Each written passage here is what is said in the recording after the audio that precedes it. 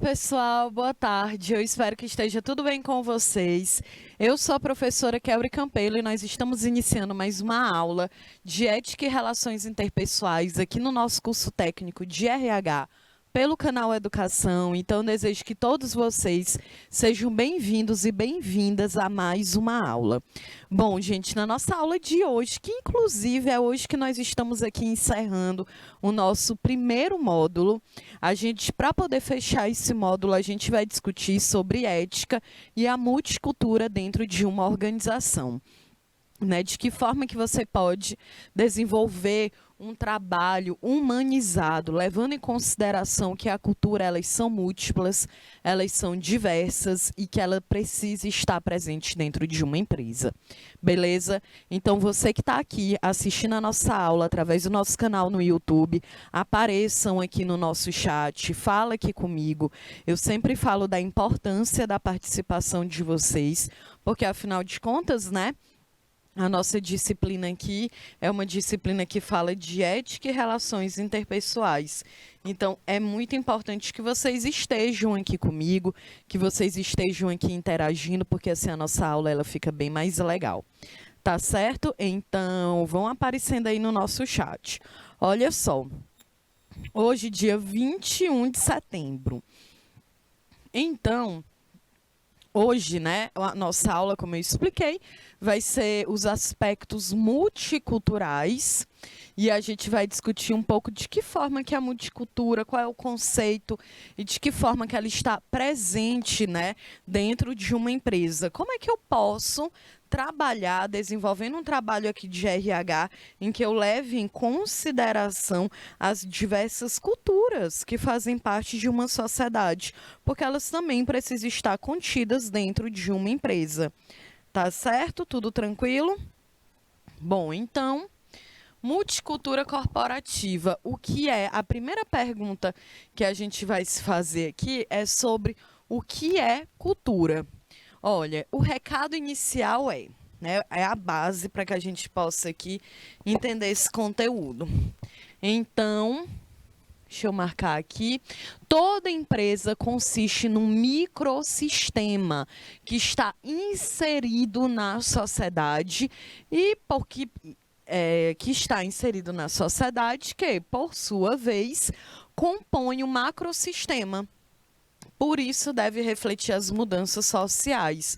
Ou seja, gente, nós já aprendemos que nós somos seres sociais. Nós estamos inseridos dentro de um coletivo que é a sociedade. A gente não vive de forma isolada. Então, as minhas ações dentro desse coletivo acabam impactando a forma como outras pessoas vivem suas vidas. Da mesma forma, isso ocorre dentro de uma empresa. Por isso que a gente estudou aqui bastante sobre relações interpessoais, que é justamente a forma como eu me comunico, é a forma como eu interajo com as pessoas que estão ao meu redor, ok? Então, a gente deve refletir sobre isso, compreender que a sociedade ela não é algo estagnado, a sociedade ela é algo que ela vai se transformando. À medida que o mundo vai se transformando, as pessoas que estão contidas nele também, gente? É por isso que hoje, em pleno século XXI, é uma sociedade, a gente é diferente lá do século XX, do século XVIII, e é óbvio, porque nós estamos em um processo de evolução, ok? Bom, então, para a gente poder entender a cultura, antes de nós falarmos sobre o que é uma multicultura, a gente precisa entender primeiro o que é cultura. Então, a palavra cultura, ela vem do latim, que significa ação de tratar ou de cultivar, ou seja, é cultivar a mente e os conhecimentos. A cultura, essa palavra do latim culturae, que se originou a partir de outro termo latino, que é colere. Lembra que a nossa língua português é uma palavra é um idioma que derivou do latim também, O português de Portugal, que derivou do latim e, consequentemente, como nós fomos colonizados, por portugueses, a gente acabou se tornando o nosso idioma oficial. Então, lá no latim, a palavra ela significa, né, cultivar as plantas ou o ato de plantar e desenvolver atividades agrícolas. É por isso que a gente fala que, por exemplo, a cultura da cana-de-açúcar, a cultura do algodão, a cultura do café, né, às vezes a gente acha meio estranho, né, falar cultura quando a gente está se relacionando a atividades agrícolas, mas é justamente por causa da origem da palavra que está lá no latim, né, que é a ideia do cultivar, a ação de tratar. A cultura ela se origina assim, é por isso que a gente fala, então é cultivar cultura do açúcar, porque tu cultiva açúcar, do algodão, porque tu cultiva o algodão, tá certo? Então, essa aqui era a origem da palavra. Mas, com o passar do tempo, foi feita uma analogia entre o cuidado na construção e tratamento do plantio com o desenvolvimento das capacidades intelectuais e educacionais das pessoas, né? Então, olha aí agora o conceito de cultura. Ali nós vimos a origem da palavra cultura. Agora a gente vai ver o conceito científico de cultura. A cultura, gente, ela é um conjunto. A cultura é um conjunto de práticas, de saberes, de valores e de normas construídos nas interações sociais ocorridas em cada grupo humano em determinado tempo histórico. Então, olha aí, conceito científico de cultura, conjunto de práticas, de saberes, de valores e de normas. Então, dentro da cultura, nós temos vários tipos de cultura. Aqui eu coloquei dois, que é a cultura popular e a cultura erudita, né? Então, o que que é essa cultura popular, gente? É um conjunto de manifestações que tem origem nas classes dominadas ou populares, ou seja, a cultura popular é aquela cultura que a gente herda um conhecimento como se fosse uma herança, né, da tua família ou do país que tu vive, da cidade em que tu vive. Então, por exemplo, uma cultura popular que eu posso citar aqui são as nossas lendas aqui no estado do Piauí. Por exemplo, todo mundo aqui provavelmente já ouviu falar na lenda do Cabeça de Cuia, não já? Coloca aqui no nosso bate-papo, que eu quero saber, né? Se provavelmente, né? Cadê o pessoal aí de Alto Longá, de Juazeiro do Piauí, a galera de Lagoa do Sítio, Miguel Leão, Sussuapara, apareçam aqui no nosso bate-papo. Todo mundo aqui provavelmente já ouviu falar na lenda do Cabeça de Cuia. Olha aqui. Coloquem aqui no nosso chat, tá certo? E vou perguntar aqui para o Isnaba, que é o nosso diretor de imagem, que é africano. E aí, Isnaba, tu já ouviu falar na lenda do Cabeça de Cuia? Mas tu não sabe o do que significa, né? Tá vendo? Mas até o Isnaba, que tem outra nacionalidade, também já ouviu falar. Nem que seja por osmose, que é como a gente fala, né? Ele ouviu falar na lenda do Cabeça de Cuia, porque é algo muito presente na cultura do estado do Piauí. É uma das lendas que a gente mais conhece, né? Então, a lenda, Isnaba, é que tem um cara lá, o Crispim, que ele vivia, era um pescador, um trabalhador ribeirinho, e que um belo dia ele chega em casa com muita fome, estressado, e quando ele chega em casa, a mãe dele só oferece osso para ele poder comer. E aí ele fica bem revoltado. Na verdade, agora analisando, o Crispim é um mimado, né? Ele trabalhou, chega em casa com fome, vá preparar sua comida, meu filho. Se ligue, chega em casa com fome e bota a mãe para trabalhar. A mãe faz lá uma espécie de sopa de osso para ele. Ele fica revoltado, bate, mata a mãe dele. E aí, antes dela morrer, ela joga uma praga nele, né? Porque antes, agora, ele vai ser transformado em pedra e para ele poder voltar à vida, ele teria que comer 7 Marias, o que eu acho, não sei exatamente o que isso significa. A ideia é essa, né? Então, por isso que lá no encontro do Cabeça de Cuia, ele tá lá, né? O Cabeça de Cuia no centro e nós temos lá as 7 Marias virgens, né? As 7 mulheres que estão ali. Então, realmente ele era um folgado, viu, gente? O cara chega em casa com fome e acha que a mãe dele tem a obrigação de fazer a comida dele e ele ainda vai lá e mata a mulher. Não tem como, né? Então, é uma lenda. Eu não precisei ir para a escola para saber a lenda do Cabeça de Cuia. Eu ouvia quando era criança. Então, é uma lenda que ela vai passando. A gente aprende a gente tem uma determinada informação, aprende um conhecimento ali na prática, na empiria, não precisa ir para a escola. Um outro exemplo de uma cultura popular, a produção de cajuína aqui no estado do Piauí.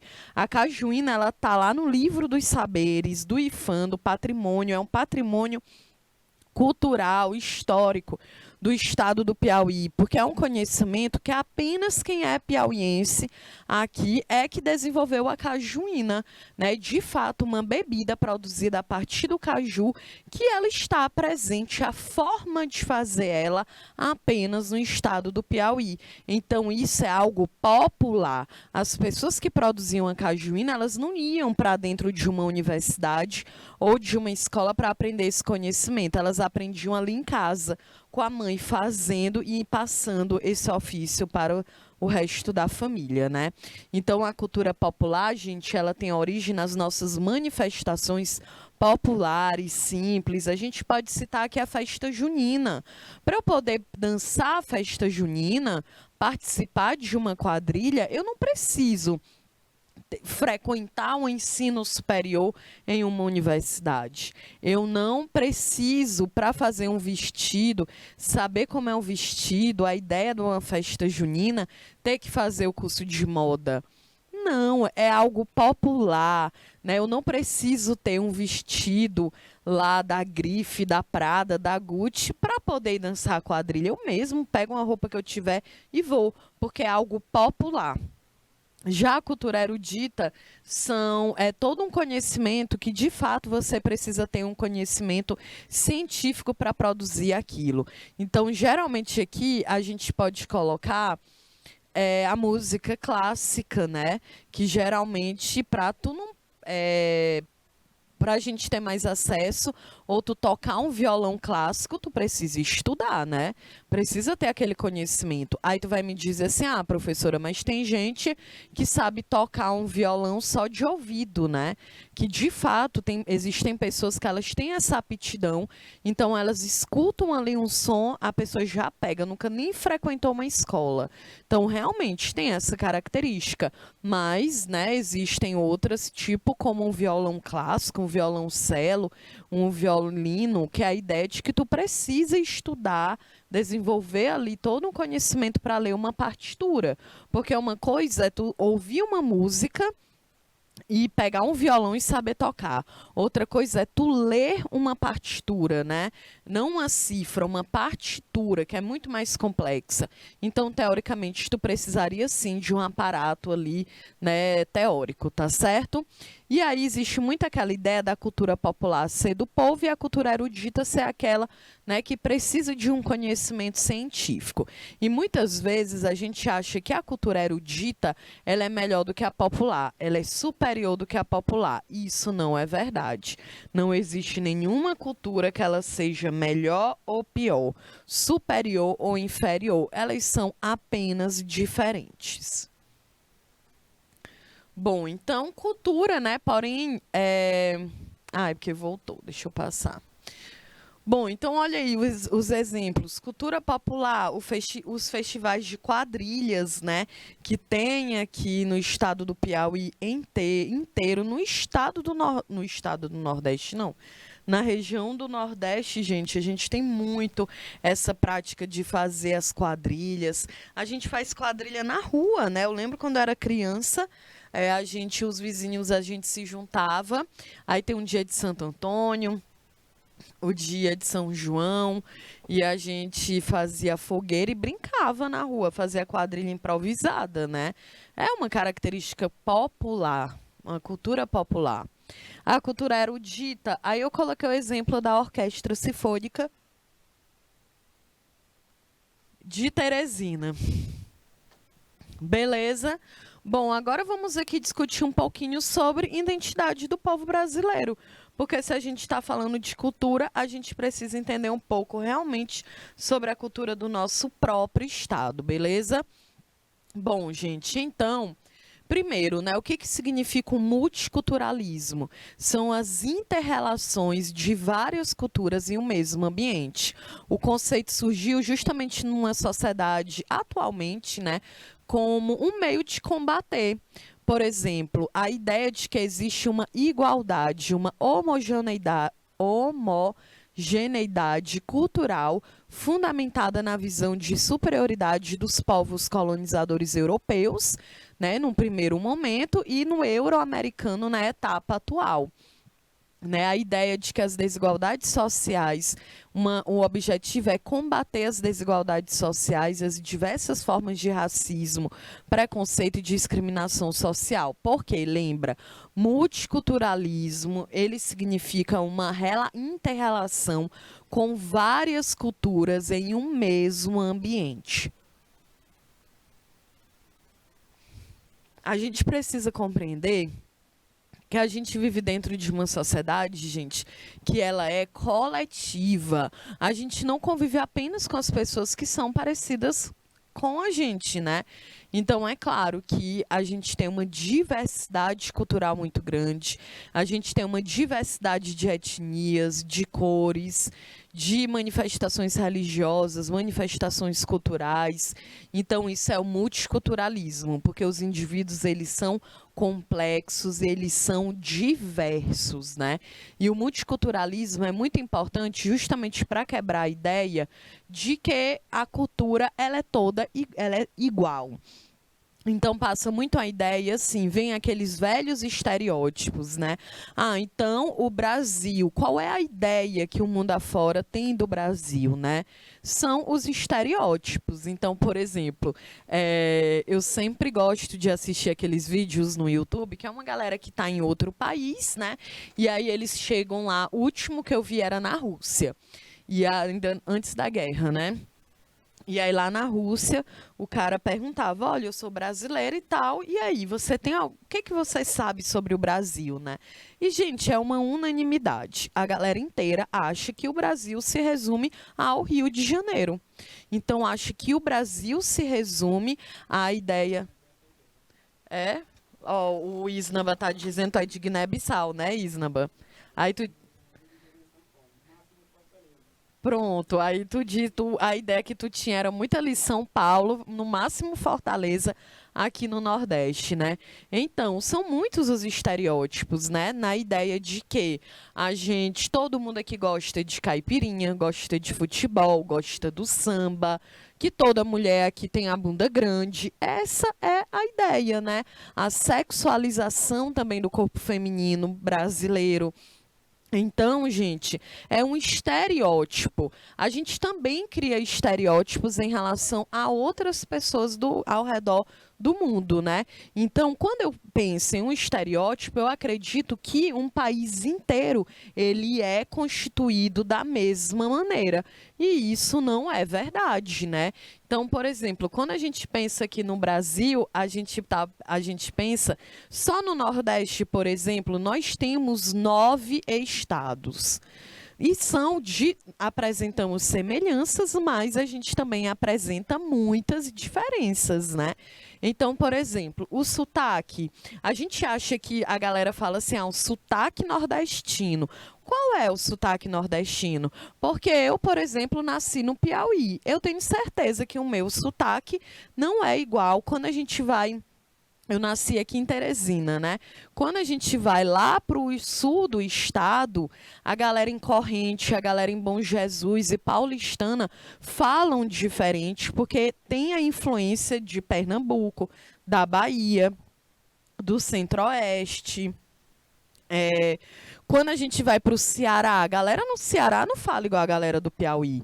Tu vai para Pernambuco, o sotaque de Pernambuco é bem diferente do sotaque do Piauí, que é diferente do Rio Grande do Norte, que é diferente da Bahia, que é diferente de João Pessoa, de Aracaju, Maceió, Alagoas, então Sergipe. Gente, é muito diferente, né? As próprias gírias, a forma como a gente se comunica, a culinária, tudo é diferente, porque afinal de contas existe uma diversidade cultural muito grande no Brasil, né? Então o Nordeste, o nosso sotaque no Nordeste não tem nada a ver com o sotaque da galera que mora no sul do Brasil, no Rio Grande do Sul, em Santa Catarina. É bem diferente, né? Consequentemente, o sul também ele é diferente do centro-oeste, do norte, né? Aqui no Brasil existe um preconceito regional muito grande, né? Inclusive, a própria presidência, né, da República já fez comentários assim, do tipo de comparar a galera da Paraíba. O cara nem estuda geografia, né? Porque a Paraíba é apenas um estado da região Nordeste. Ainda tem mais 8. Então, gente, é muito importante que a gente quebre esses preconceitos, justamente para poder entender que o povo é diverso, né? Da mesma forma como a gente pensar no continente asiático. O continente asiático, a gente diz assim, todo mundo é japonês, todo mundo é chinês no continente asiático, gente? Claro que não. Né? Então, existem também diversidades. O continente africano é um continente. Né? Aqui, da mesma forma que na América do Sul, a gente fala o português ou espanhol. Nós temos diferenças. Os indígenas na América Latina, maias, astecas, incas, tupi, Caraíbas, nossa, só os Tremembé aqui, a galera toda é diferente. Não tem como, né? Da mesma forma que o indígena na América do Norte não é da mesma forma que na América Central. O continente africano não fala a gente precisa estudar, ter consciência, né? A África não é um país, é um continente. Então, berço da humanidade, não se fala apenas uma língua, se fala várias, né? Então, milhares, olha, o Isnab aqui, que é africano, está dizendo para a gente que fala mais de 3 milhões, mais de 3 mil, né, que tu falou, mais de 3 mil, gente, no continente inteiro. E as manifestações religiosas também, que são inúmeras, né? Aqui, Isnaba, a gente tinha uma novela que é O Clone, eu acho que ela estava sendo passada recentemente, e é numa cultura islâmica, né? Na galera que é convertida ao islamismo, só que é no Marrocos, no norte do continente africano. E aí, toda vez, né, quando a gente discute aqui sobre esse conteúdo, muita gente ainda tem aquela ideia de que, pela aquela cultura ser islâmica, né, a galera que é convertida ao islamismo acha que é lá no Oriente Médio. Mas não, é justamente dentro do continente africano, já que o norte da África foi muito impactada toda ali pelo contato com os árabes durante a Idade Média. Por isso mesmo o islamismo é muito forte no norte da África. Então, o norte da África tem características muito baseadas no islamismo. O sul, nem tanto. Nem tem, talvez, assim, se a gente for comparar com o norte. Então, gente, é um continente inteiro. Olha o continente americano. A gente divide no América do Norte, América Central e América do Sul, porque é uma cultura muito diferente, né? Então, é isso, essa é a ideia, que a gente possa entender sobre o multiculturalismo, que uma civilização, uma cultura, ela não é igual à outra. E a gente tem muito aquela visão do colonizador europeu, né? A visão que ele tem em relação a nós. E isso tudo começa lá no período de colonização do território brasileiro. Lembra que quando a gente é criança, lá no ensino fundamental, a gente aprende o quê?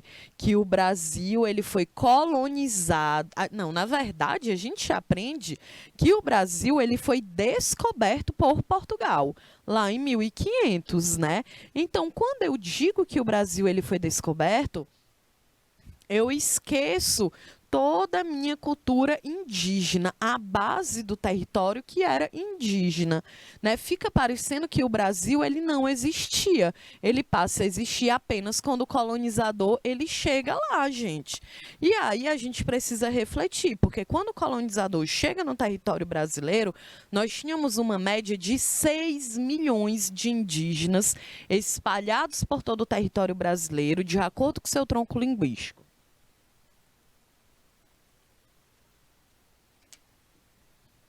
Oi, voltei, estava aqui só tomando uma água. Então, olha só, quando eu digo isso, né, eu esqueço que o português, quando ele chega no Brasil, nós tínhamos uma média de 6 milhões de indígenas vivendo em todo o território brasileiro, divididos de acordo com seu tronco linguístico. E se eu digo que Portugal descobriu o Brasil, eu estou anulando, excluindo, esquecendo a história indígena, a sua luta pela sobrevivência, seus rituais religiosos, os seus dialetos, os seus idiomas, né? Porque aqui a gente tem uma média de mais de 150 idiomas, línguas, 150 línguas diferentes indígenas, né? E aí até engraçado, um tempo atrás eu vi um vídeo de um criador de conteúdo que é indígena, agora eu não lembro o nome dele, mas eu vou procurar, que ele dizia que a galera fala assim, eu sou poliglota, né? Então eu falo várias línguas. Aí quando pergunta, diz assim, eu falo o inglês, o português, o espanhol, o francês. E aí ele disse, eu também sou poliglota, porque eu falo mais de 10 línguas indígenas. Então é muito interessante para a gente poder perceber essa diversidade, né? E aí, quando a gente pensa aqui na formação do povo brasileiro, a gente estuda muito isso. Lá na sociologia, nas nossas aulas de sociologia, a gente estuda Gilberto Freire, Florestan Fernandes, a gente estuda Caio Prado Júnior, deixa eu ver quem mais, Darcy Ribeiro. Então, são Sérgio Buarque de Holanda, a gente estuda essa galera inteira. E aí é muito importante a gente perceber das diversas culturas e etnias que foram responsáveis pela formação do povo brasileiro. Então, a gente tem um indígena que vivia aqui, que era o nativo, aí chega o branco colonizador europeu, e depois nós temos, né, os negros escravizados, né? Os africanos escravizados que foram trazidos para o Brasil a partir de 1535. E o Brasil, hoje na história, a gente sabe de uma média, a retirada de mais de 12 milhões de africanos de dentro do seu continente e foram espalhados dentro da Europa e também dentro do continente americano. E para vocês terem uma ideia, o Brasil ele recebeu mais da metade dessas pessoas, mais de 6 milhões de africanos foram trazidos só para o Brasil, gente, né, durante esses 353 anos de escravidão. Então, para vocês terem uma ideia, já a partir de 1535, quando Salvador, na Bahia, começa a entrar ali, né, a chegar os primeiros africanos para o trabalho escravo, o Brasil já foi contando com uma população majoritariamente negra, né? Inclusive, a gente hoje sabe que a Nigéria é o país mais negro do mundo, que está dentro do continente africano. E o Brasil é o segundo país mais negro do mundo, fora da África. Então, de fato, ocorreu uma miscigenação muito grande no território brasileiro. E durante muito tempo a gente aprendeu, né, ainda lá com Gilberto Freire, em um livro chamado Casa Grande e Senzala, em que ele acabou recebendo muitas críticas, né, porque ele não teve a capacidade de fazer um recorte social. Então, um cara escrevia lá na década de 30, aí só com 40 anos da abolição da escravidão, e ele levanta uma teoria que ficou conhecida como o mito da democracia racial. Na verdade, a teoria é a democracia racial. Quem diz que é um mito é o Florestan Fernandes.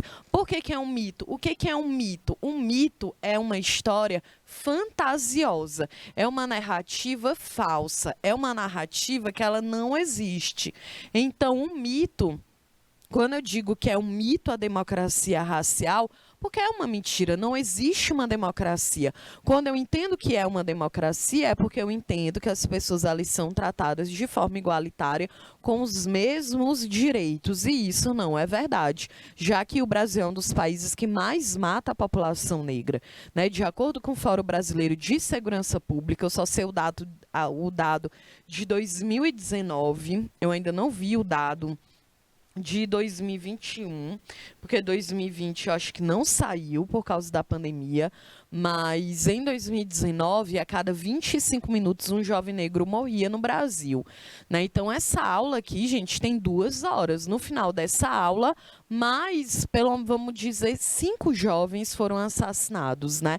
Então, é um número muito grande. Como é que eu vou dizer, então, que existe uma democracia se a maior parte da população negra é assassinada nesse país, né? Esse mesmo dado a gente tem do Fórum Brasileiro de Segurança Pública, que de cada 100 pessoas, 71, de cada 100 assassinatos no Brasil, 72 são de pessoas negras, né? Então, é muito grande, é muito mais da metade. Então, de fato, cai toda essa ideia, né, de uma democracia racial. E um outro ponto que também é muito discutido hoje na história, na sociologia, na antropologia, em relação à miscigenação no país, é que o próprio Gilberto Freire, ele dizia assim, olha, galera, no Brasil ocorreu sim uma democracia, porque diferente de outros países, a população negra, branca e indígena se misturou, né, diferente de outros países como na Europa, nos Estados Unidos, que a população não, né, se juntava, era tudo bem segregado. Quem é indígena, quem é branco, quem é negro. Aqui no Brasil não, né? A gente ouve a miscigenação. E aí, por isso se levantou essa teoria de algo pacífico.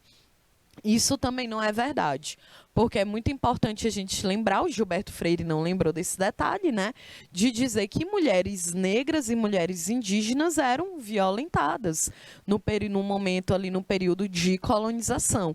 Então, eram violentadas justamente porque eram corpos que eram vistos que não tinham importância alguma. Então, eu violento, eu mato e tá tudo bem.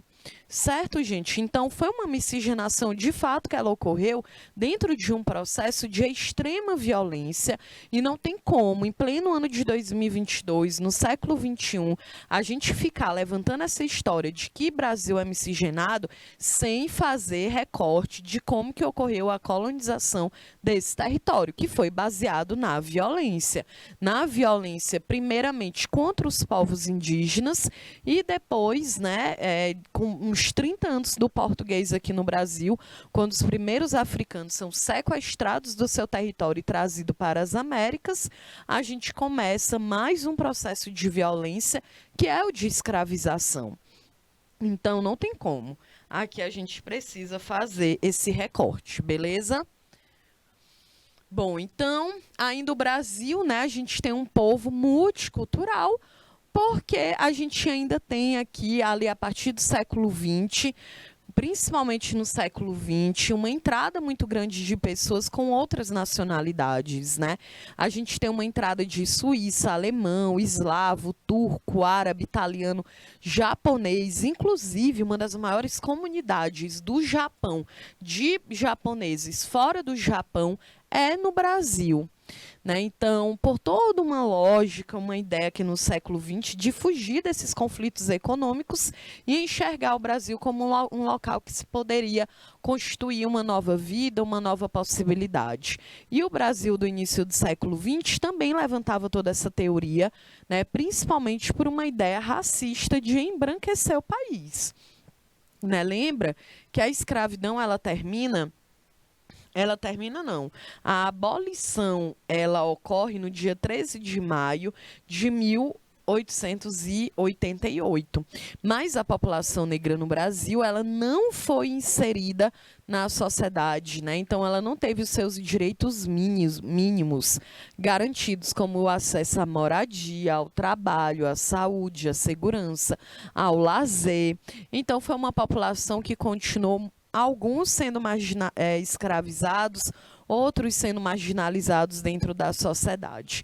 Inclusive, a própria formação das favelas no Brasil, né, do início do século XX, principalmente nesse eixo Rio-São Paulo, as favelas elas vão surgir ali naquele momento, porque o Brasil começa com uma ideia de que era preciso embranquecer e modernizar o Brasil. Então, a gente vai começar as lavouras de café e a mão de obra que era aceita nessas lavouras não era negra, e sim a branca imigrante, né? Então, existia muito aquela ideia de que quem era pobre e preto tinha que morar mais longe possível do centro. Então, é aí que surgem as primeiras favelas, né, do Brasil, que é o processo que a gente fala, estuda lá na sociologia de favelização. Certo? Hoje também no Brasil é muito engraçado. Parece que a galera não quer mais falar a palavra favela, né? Principalmente, na verdade, só quem é do poder público, né? Só quem está envolvido aí com a politicagem nessas regiões não quer falar a palavra favela, porque entende que aquilo ali é algo negativo, né? Porque eles entendem que é um marco da desigualdade social. Mas a palavra, gente, é essa, né? Não adianta a gente ficar mascarando nada. Isso aí me faz lembrar, há um tempo atrás, o governador do Rio de Janeiro, que agora eu não vou lembrar o nome dele, ele é um cara que é evangélico, eu não lembro, mas tem um vídeo dele, né, caiu na internet, que eles foram pintar as casas, né, era um morro, uma favela no Rio de Janeiro, e era uma favela perto do aeroporto. Eu acho que é o do Galeão. Eu acho que é.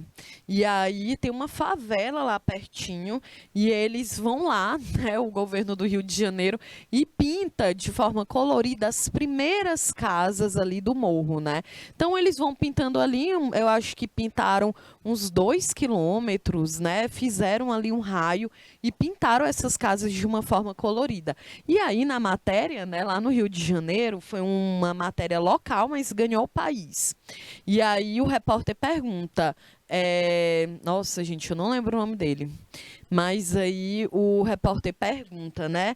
Ah, e aí, governador, ou era o prefeito, você está pintando aqui as casas, né, para gerar uma melhoria de vida e tal. E aí ele responde, olha, a gente está pintando porque a pessoa que está entrando aqui no Rio de Janeiro, ela acabou de chegar, ela vê logo aqui uma favela, então é bom que esteja pintada para dizer, olha como é bom, olha como é bonita a favela, olha como é legal morar dentro da favela, olha como esse povo é bonito. Gente, ele pintando parede, mascarando, só maquiando, né? Ali as primeiras casas, ou seja, a ideia não era levar cidadania e direitos para aquela população. Ele estava apenas preocupado com quem chega no Rio de Janeiro e vê a cidade logo de cara e é impactado de cara pela desigualdade social, né? Então, é justamente isso, a gente refletir também, né? Cadê os nossos direitos? De que forma que eles são colocados em prática? Né? O acesso também à cultura também é um direito, né? Então, outro detalhe aqui, então era isso, o meu raciocínio que eu queria fazer é em relação para quem que a gente faz isso. É para mostrar para quem, né? Não é pensando justamente na qualidade de vida do povo que aqui vive. Bom, outro detalhe aqui em relação à quantidade, o multiculturalismo no Brasil, ao dia 25 de março, que é o Dia Nacional da Comunidade Árabe, que também é muito forte aqui dentro do território brasileiro. Inclusive, algo que tem sido muito discutido é que já faz um ano que o Afeganistão ele está sob o domínio do Estado do Talibã. Inúmeras pessoas tentaram fugir do Afeganistão, né, para outras regiões do mundo. Então, é também uma questão, a imigração hoje é uma grande questão no mundo, porque esses imigrantes que muitas vezes estão fugindo ali, né, saindo do seu território, justamente porque estão sendo impactados por guerras civis, por intolerância religiosa, ou são pessoas que são presas políticas, né? Então, aqui o Brasil tem toda tem essa crítica, essa reflexão, né? Principalmente porque está fazendo um ano que o Afeganistão ele foi invadido e muitas pessoas tentaram entrar dentro do território brasileiro. Algumas conseguiram, né? Então outras não. E aí vocês lembram, né, gente, daquela imagem que foi muito chocante quando o Talibã ele tomou o poder novamente do Afeganistão assim que as tropas norte-americanas, né, saíram de dentro do país depois de mais de 10 anos dominando aquela região e muitas pessoas tentaram fugir, né? Eu lembro de um vídeo que era um avião e que muita gente foi se agarrando ali na porta, na janela, na hélice não, né? Na asa e foram caindo, né? Então era um vídeo assustador.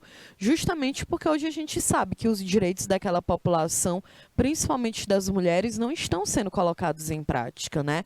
E assim que o Estado do Talibã ele assumiu o poder em 2021, eles deixaram claro que sim, os direitos das mulheres iam ser respeitados. Mas a gente já tem muitas mulheres que já não estão mais estudando, nem trabalhando, né? Justamente por medo de repressão. Então ainda depende da profissão que essa mulher exercia para ela poder continuar trabalhando. Existe a regra de que uma mulher ela não pode se afastar, não pode ultrapassar 70 quilômetros de distância da sua própria casa, não pode frequentar as ruas sem um homem da família que seja mais velho. Então, de fato, gente, é um retrocesso em relação aos direitos que essas mulheres haviam garantido, né? Então, quando a gente pensa nessa diversidade cultural, justamente porque entra outros povos de outros países, de outros continentes também aqui no país. E que também precisam ter os seus direitos garantidos, né? Independentemente da sua nacionalidade. Então, agora a gente vai conhecer como que a multiculturalidade ela se expressa na regionalidade do Brasil. Então, a gente vai analisar aqui algumas características culturais de cada região do país. Primeiro é a região norte. As duas maiores festas populares do norte são o Círio de Nazaré, em Belém do Pará, e o Festival Boi Bumbá de Parintins, no Amazonas. E olha, essa questão do boi tem todo um conflito aqui no Brasil, né? Porque o Maranhão diz que o boi é deles, aí o Piauí diz que o boi é deles também, aí Pernambuco também tem um boi, a Bahia, Sergipe, todo mundo aqui, eu acho, todo o estado no Nordeste tem um boi, né? Tem aqui o boi bumbá. Então, é interessante, né, gente? É a nossa cultura muito forte, né? Essa cultura dentro da região Nordeste. Outros elementos culturais da região Norte, no caso, e Nordeste, né? Justamente porque tem o boi bumbá também no Norte, né? Então, a galera aí, ó, toda a região vai ter aí o seu boi. Bom, todo estado, né, que eu quero dizer, da região Nordeste. Bom, então, dentro da região Norte, a gente tem o quê? O carimbó, o Congo ou Congada, a folia de reis, a festa do divino. Dentro da região Norte, a gente também tem uma influência indígena muito grande na culinária, por exemplo, que é muito baseada na mandioca e no peixe, né? Então, eu tenho muita vontade, gente, de ir no norte. Eu nunca fui. Eu sempre lembro, né, dessa ideia de que é uma cultura muito rica em relação à população indígena. Sempre me lembra aqui do açaí, né? Porque o açaí é algo que agora ele se popularizou muito no Brasil, mas no restante do Brasil sempre foi algo muito forte dentro da região norte. E aqui a gente tem muito hábito de comer o açaí, que quase não tem mais gosto de açaí, de tantas coisas doces que é colocada dentro dessa fruta, né? Então, a galera bota leite condensado, bota chocolate, frutas eu acho que é o que menos se coloca.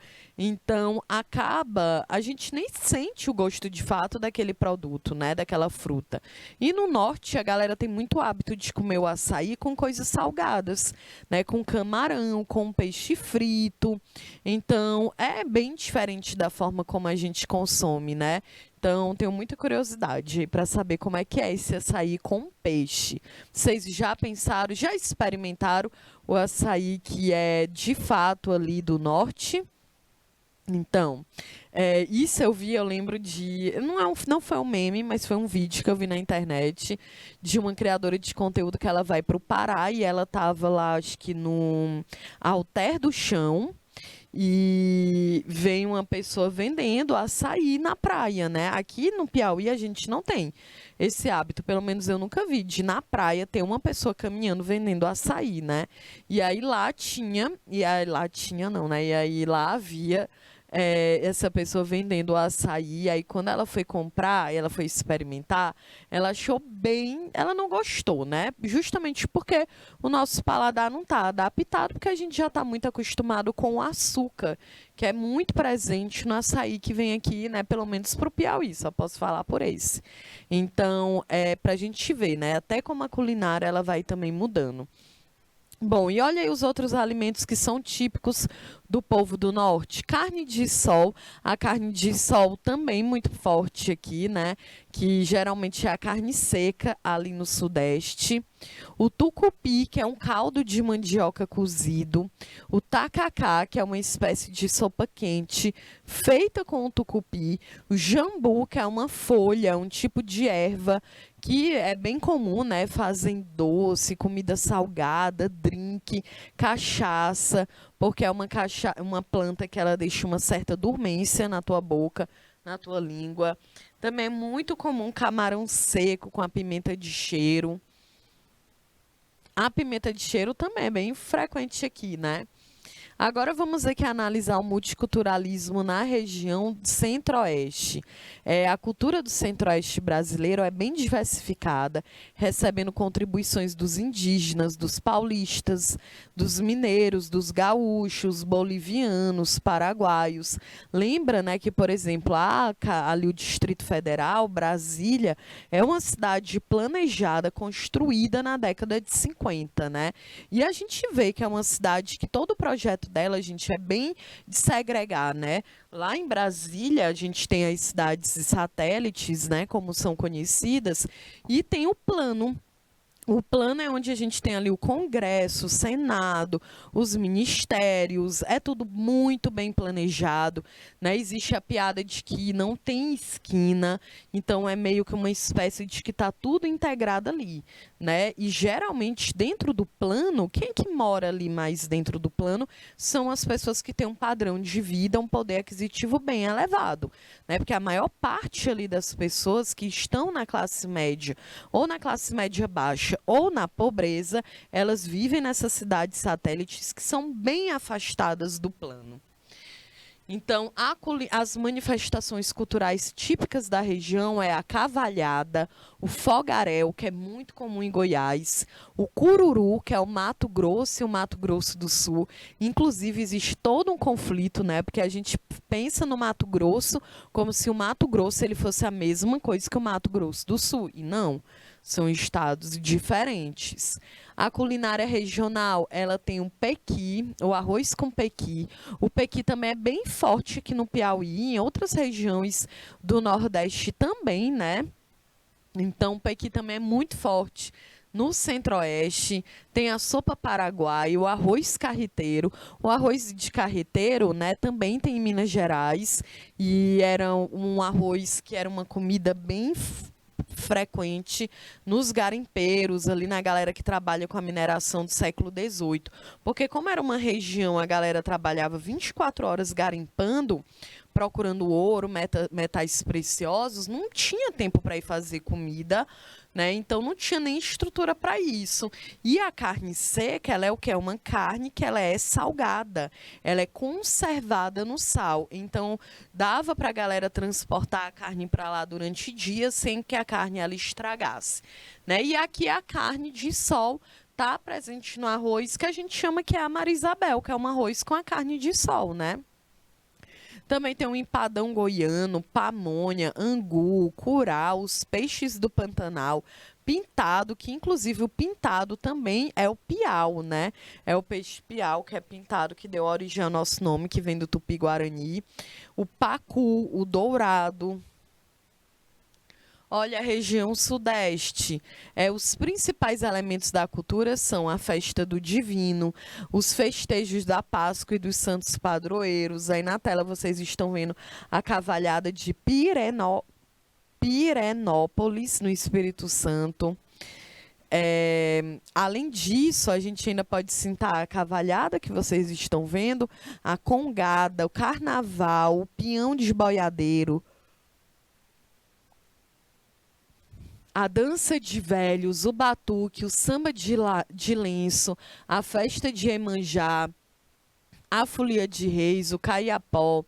A culinária do Sudeste, ela também sofreu uma influência dos indígenas, dos africanos, né? Também da cultura já afro-brasileira, dos diversos imigrantes europeus e asiáticos. A gente tem a moqueca capixaba, o pão de queijo, o feijão tropeiro, que também é muito forte aqui, a carne de porco, a feijoada, o aipim frito, que é a macaxeira, bolinho de bacalhau, picadinho, virada paulista, o cuscuz paulista, né? Que não venha com a gente sempre tem essa piada na internet de ficar comparando o cuscuz nordestino com o cuscuz paulista, gente. Não tem nada a ver, né? Bom, aqui o multiculturalismo também na região sul. O sul ele apresenta aspectos como dos imigrantes, né, portugueses e espanhóis, e principalmente alemães e italianos. As festas típicas são Festa da Uva, que é italiana, o Oktoberfest também, que é uma cultura alemã em relação à cerveja. Também integram a cultura do sul o fandango, que é uma influência portuguesa, a tirana e o anu, que é espanhola, a festa de Nossa Senhora dos Navegantes, a congada, o boi de mamão, a dança de fitas, o boi na vara. E a culinária, a gente tem o churrasco, o chimarrão, né? É o camarão, o pirão de peixe, aqui também, né? O pirão de peixe, marreco assado, barreado, que é um cozido de carne em uma panela de barro, o vinho, a cerveja. Bom, e a região Nordeste, né? E só lembrando, né? Entre a região Nordeste são 9 estados, né? Então, entre as manifestações culturais da região estão danças e festas como o Bumba Meu Boi, olha aí, maracatu, caboclinhos, carnaval, ciranda, coco, terno de zabumba, marujada, reizado, frevo, cavalhada e capoeira. Né? A gente também pode estar a festa de Iemanjá, como vocês estão vendo aí na tela, que é considerada a maior celebração mundial dedicada a um orixá, né? Fora do continente africano. Olha aí como a gente tem a maior celebração mundial dedicada a um orixá fora do continente africano. Nós temos também a lavagem das escadarias do Bonfim, que inclusive entra aqui o sincretismo religioso entre Igreja Católica e as religiões de matriz africana, como a Umbanda, o Candomblé. Temos a literatura de cordel, o artesanato, representados no couro, nas rendas, né? Então, os pratos típicos, a gente tem carne de sol, peixe, frutos do mar, a buchada de bode, sarapatel. Agora, também esse aqui é outro estereótipo, né? Que a galera acha que porque a gente é nordestino, todo mundo come buchada de bode, nunca comi. Sarapatel, nunca comi também. Não faço nenhuma questão de comer da mesma forma que panelada, galinha caipira, porque, sinceramente, gente, vai também, né, de toda uma questão de gosto. A gente também precisa sair desse estereótipo, né, de dizer que todo nordestino sempre come essas comidas. Embora eu entenda que seja aí da nossa cultura, faça parte da nossa cultura. A gente tem a canjica, o feijão verde, a broa de milho, a pamonha, a cocada, a tapioca, o pé de moleque. Outra coisa, tapioca, né? Aqui a gente fala beiju, né? A tapioca já é o nome que a galera dá no sul. No sudeste a gente fala beiju, né? Eu falo beiju, eu não sei vocês. as nossas gírias, né? Essa gíria que é aluado, que é a pessoa que vive no mundo da lua, vou te rebolar no mato, que é descartar, jogar fora. Então, há uma coisa peba, é algo ruim, de má qualidade, inferior. Então, são características culturais aqui, né? A nossa própria forma de falar é uma característica cultural específica da nossa região, tá certo? Bom, eu estou vendo aqui que a primeira parte da nossa aula ela está chegando ao final, então eu espero que vocês fiquem aí, porque daqui a 3 minutinhos eu estou de volta para a gente dar continuidade ao nosso conteúdo de hoje, que é multiculturalismo. Então, fica aí que daqui a 3 minutos eu volto.